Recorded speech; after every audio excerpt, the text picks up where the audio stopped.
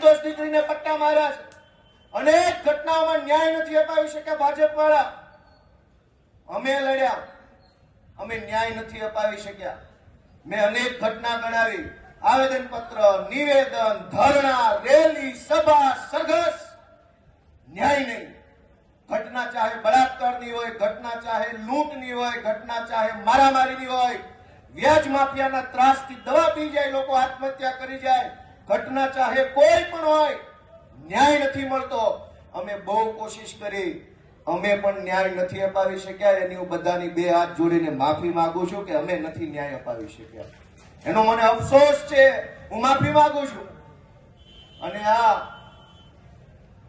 અમરેલીની દીકરીને જે પટ્ટા માર્યા છે, હું એમ માનું છું કે હવે ગુજરાતની સભા સુરતમાં ભલે હોય, આ સંબોધન આખા ગુજરાતને છે મારું. હજુ આપણો આત્મા નહીં જાગે તો કેદી જાગશે? આપણો આત્મા જાગી જવો જોઈએ કે આ શું તમાશો હાલે છે, આ કેવી રીતે હાલે? ગુંડાઓ, બુટલેગરો, માફિયાઓ, તોડબાજો, ડ્રગ્સ વાળા, દારૂ વાળા, રેતી વાળા બેફામ ફરે અને નિર્દોષ માણસને પોલીસ સ્ટેશનમાં માર મારે છે. અમે રજૂઆત લઈને જઈએ તો અમારા ઉપર એફઆઈઆર. એટલે મેં નક્કી કર્યું છે કે ગુજરાતનો આત્મા જગાડવાનો છે દોસ્તો. અને મેં નક્કી કર્યું છે કે અમે ન્યાય નથી અપાવી શક્યા દીકરીને. અને એટલે દીકરીને જે પોલીસે પટ્ટા માર્યા છે, એ પટ્ટા આજે હું ખાઈશ જાહેરમાં. અને મેં નક્કી કર્યું છે કે આ દીકરીના પટ્ટા માર્યા છે, એ પટ્ટા મને મળવા જોઈએ. અને ગુજરાતનો આત્મા જાગવો જોઈએ.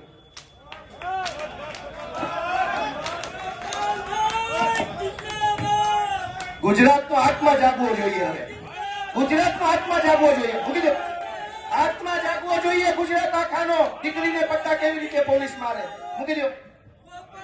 ગુજરાતનો દોસ્તો આત્મા જાગવો જોઈએ. આત્માની અંદર લાગવું જોઈએ. દીકરીને પોલીસ કેવી રીતે પટ્ટા મારી શકે? દોસ્તો, આ સજા મને મળવી જોઈએ. આ સજા મને મળવી જોઈએ. જેને જેને દીકરીઓ, ગુજરાત આખાની દીકરીઓ પર અત્યાચાર કર્યા, સજા મને મળવી જોઈએ. દોસ્તો, અમે ન્યાય નથી અપાવી શક્યા, એનો મને અફસોસ થાય છે. અમે ન્યાય નથી અપાવી શક્યા. દોસ્તો, હું ગુજરાતનો આત્મા જગાડવા માંગુ છું.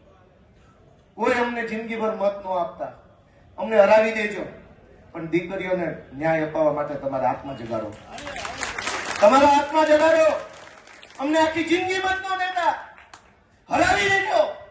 દીકરીને ન્યાય અપાવશો કે નહીં અપાવો? અમે મહાન નથી, કાલ મરી જઈશું. આ પાર્ટી ખતમ થઈ જાય, દીકરીઓની ઇજ્જત કોણ કરશે? અને આ એક દીકરીનો સવાલ નથી. ઝઘડિયામાં બળાત્કાર થયો, જસદણમાં બળાત્કાર થયો, દાહોદમાં બળાત્કાર, ચારો તરફ બળાત્કાર થાય છે.